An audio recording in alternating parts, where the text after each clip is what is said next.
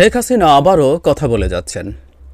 উনি কথা বলে যাবেন এটা বোঝা যায়, এবং সেই প্রবণতা, সেই তার কথা বলার ফ্রিকোয়েন্সি বাড়ছে, এবং আমরা ধারণা করতে পারি সামনের দিকে এটা আরও বাড়বে, এবং হতেও পারে তার চেহারা মধ্যে হতাশা, তার পরাজিত যে অ্যাটিটিউড, সেটা যদি সরে গিয়ে থাকে, তিনি হয়তো ভিডিওতেও সামনে আসবেন। এটা আমাদের জন্য নিশ্চিতভাবেই, আমাদের এই সরকারের জন্য একটা বড় চ্যালেঞ্জ, এই নারীর মুখ বন্ধ করা। এটা করতে পারতে হবে অ্যাট এনি কস্ট। কিন্তু উনি যে বক্তব্য দিচ্ছেন সেটা নিয়ে একটু কথা বলা দরকার।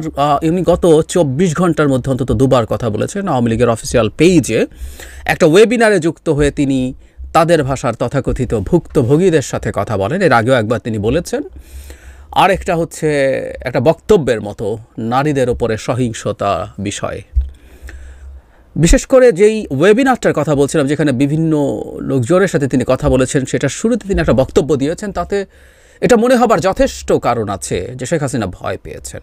হ্যাঁ, কি ভয় পেয়েছেন সেটা নিয়ে কথা বলবো। তার আগে আরও কয়েকটা ইস্যু নিয়ে একটু কথা বলা দরকার, যেটা আমার কাছে খুবই গুরুত্বপূর্ণ বলে মনে হয়েছে। উনি প্রায় একটা কথা বলেন যে এটা চক্রান্ত, মানে ডক্টর ইউনূস চক্রান্ত করে তাকে ক্ষমতাচ্যুত করেছেন। এই ক্ষেত্রে ডক্টর ইউনূসের একটা বক্তব্য তিনি ব্যবহার করেন, মেটিকুলাসলি ডিজাইনড বা প্ল্যান্ড একটা মুভমেন্ট। উনি বলছেন তার মাস্টার মাইন্ডদেরকে দিয়ে তিনি মেটিকুলাসলি প্ল্যান করে এই মুভমেন্ট ঘটিয়েছেন, ষড়যন্ত্র করেছেন, চক্রান্ত করেছেন। আমি পাল্টা ওভাবে ভাবার চিন্তা করছি, আচ্ছা শেখ হাসিনাকে যদি কেউ চক্রান্ত করে, তাত্ত্বিকভাবে ধরে নিচ্ছি তর্কের খাতিরে, চক্রান্ত করে ষড়যন্ত্র করে তাকে ক্ষমতাচ্যুত করত, আমাদের কি খারাপ লাগতো?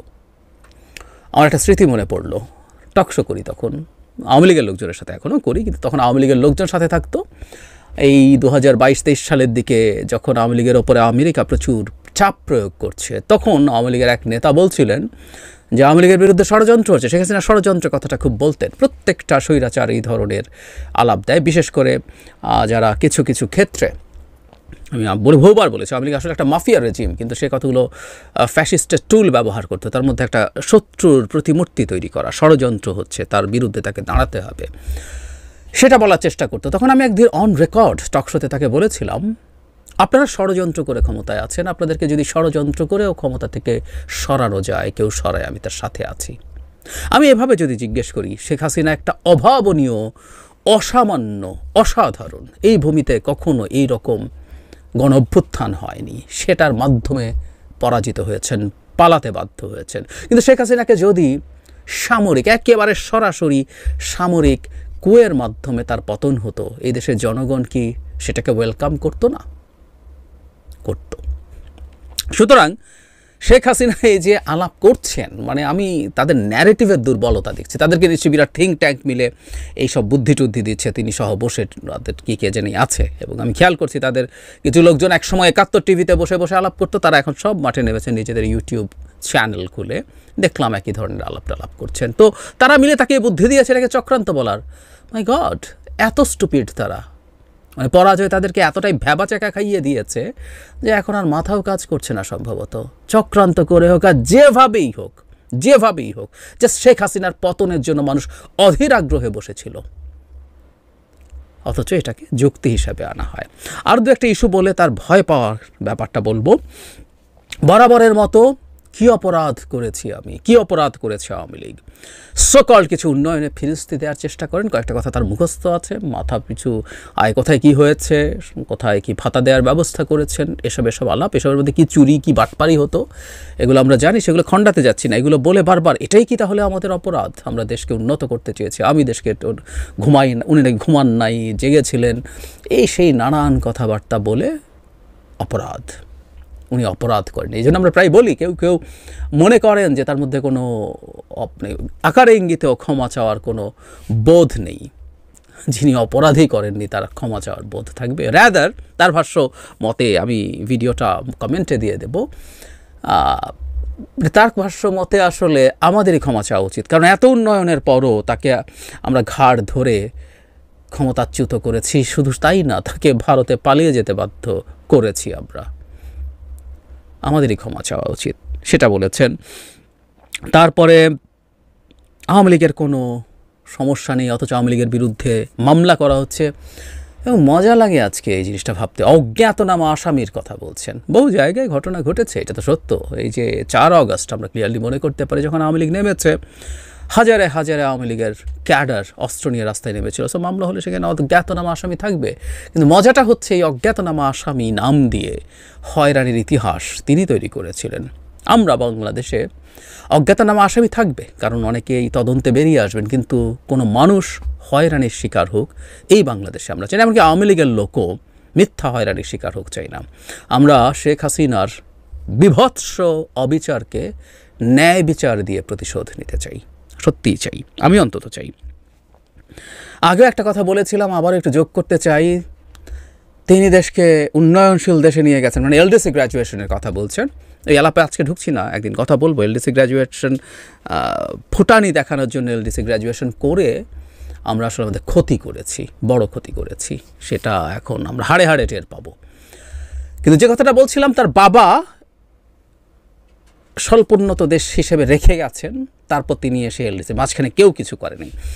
মানে আমাদেরকে এত স্টুপিড মনে করেন। আমি আগে একদিন বলেছি, অনেকে হয়তো শুনেনি, তাই আজকে একটু যোগ করি। সেটা হচ্ছে সবচেয়ে খারাপ অবস্থাটাই হচ্ছে এলডিসি। স্বল্পোন্নত দেশ, সব দেশ স্বল্পোন্নত। বরং বাংলাদেশ শেখ মুজিবের সময়ই, স্বাধীনতার পরপরই এলডিসিতে থাকার কথা ছিল না। এলডিসি গ্র্যাজুয়েশনের বেসিক হচ্ছে 3টা যোগ্যতার মধ্যে 2টো যদি কেউ অর্জন করে।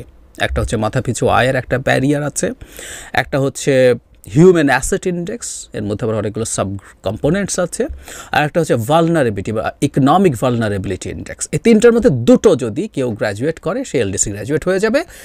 আরেকটু কিন্তু আছে, সেটা হলো মাথাপিছু আয় যদি কেউ ডাবল করে ফেলতে পারে, তাহলে ওই একটা দিয়ে তার এলডিসি গ্র্যাজুয়েশন হয়ে যেতে পারে।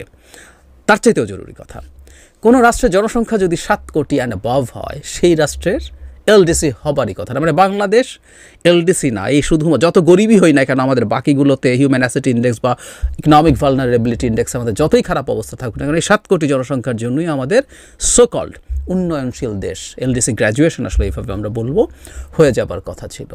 সুতরাং তার বাবার, উনি ক্রেডিট নেন, তার বাবা বাংলাদেশকে স্বল্পোন্নত দেশ হিসেবে তৈরি করে রেখে গেছেন।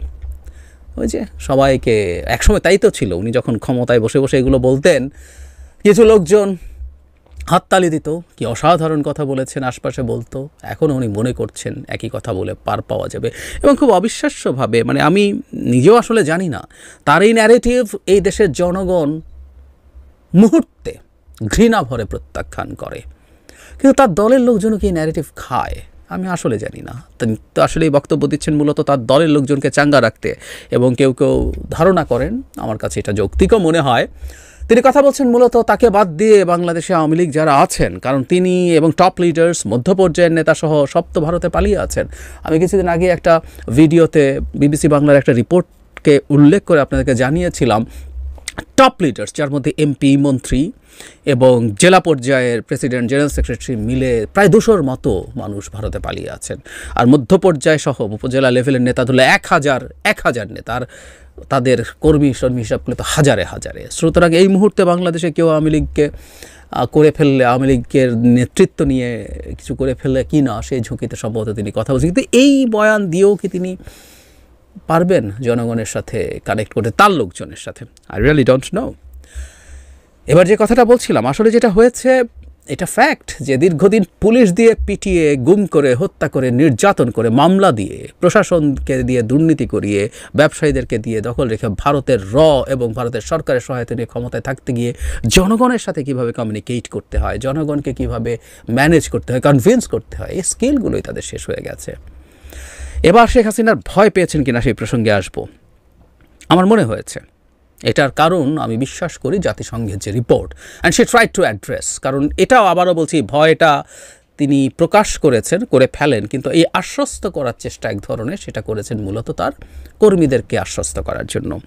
একটা জায়গায় তিনি বলছেন যে 14 তারিখ পর্যন্ত কোনো সমস্যা হয়নি, ইচ্ছে মতো মুভমেন্ট গেছে, পুলিশ কোনো অ্যাকশন নেয়নি। পরে যখন পুলিশকে মারতে থাকলো তখন পুলিশ তার স্টেপ নেওয়া শুরু করেছে। তিনি একটা জায়গায় বলছেন, আমি তাকে কোট করছি, পুলিশকে মারবে, পুলিশকে পা বেঁধে ঝুলিয়ে দেবে ফ্লাইওভারের ওপরে, আর পুলিশ দাঁড়িয়ে দাঁড়িয়ে দেখবে। পুলিশের কাজের নিয়মই আছে কখন কি করতে হবে, এটা একেবারে নিয়মের মধ্যে আছে, এখানে কারো হুকুমের প্রয়োজন হয় না। এই হচ্ছে মূল জায়গাটা।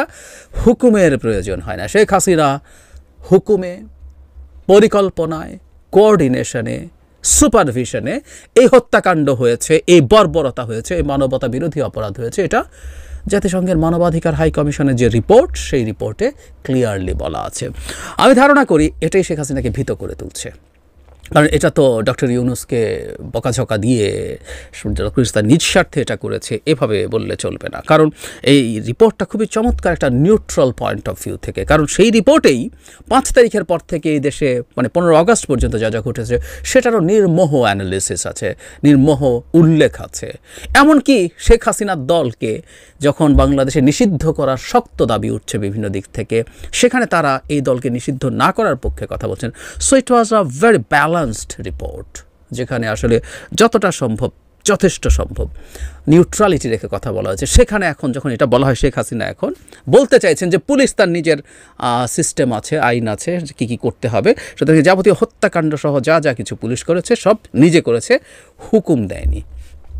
কিন্তু শেখ হাসিনা মাথা কাজ করছে না আসলে, সেটাও খুব ইন্টারেস্টিং। ওই যে বলছিলাম, পরাজয় তাকে এমন করেছে, 7 মাস পরে উনি ট্রমা থেকে বেরিয়ে আসতে পারবেন না ফরএভার। উনি যতদিন বেঁচে থাকেন, ওনার আয়ু আরও বাড়ুক, উনি প্রতিদিন মৃত্যুর স্বাদ গ্রহণ করুন।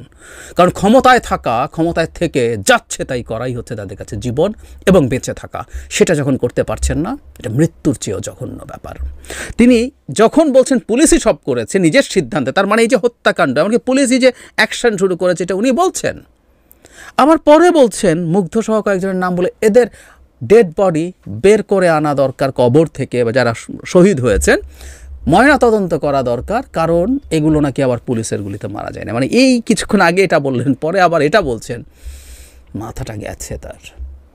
ওই যে বললাম, এতটাই খারাপ অবস্থা। সো তার ইন্টারপ্রিটেশন একই পুরনো, একই কথা বারবার ক্রমাগত বলাটাও যে বোরিং শোনায় সেটা তিনি জানেন না। এবং এভাবে অন্তত তার দলের লোকের সাথেও কমিউনিকেট করা যাবে বলে মনে করি না। তাদের স্কিল ডেভেলপ করতে হবে নতুন করে। এতদিন যা বলেছেন আর যা বলে হাততালি পাওয়া গেছে, এটা ডিফারেন্ট সিচুয়েশন। তার পাশে দাঁড়িয়েও যে লোকটা হাততালি দিত, সেও কোনো না কোনো প্রয়োজনে এমপি হবে, মন্ত্রী হবে, ব্যবসা পাবে, সাংবাদিক হলে একটা প্লট পাবে, বিদেশে যাওয়ার সঙ্গী হবে, কোনো একটা পদে বসবে, এসব কারণে এসব করেছিল।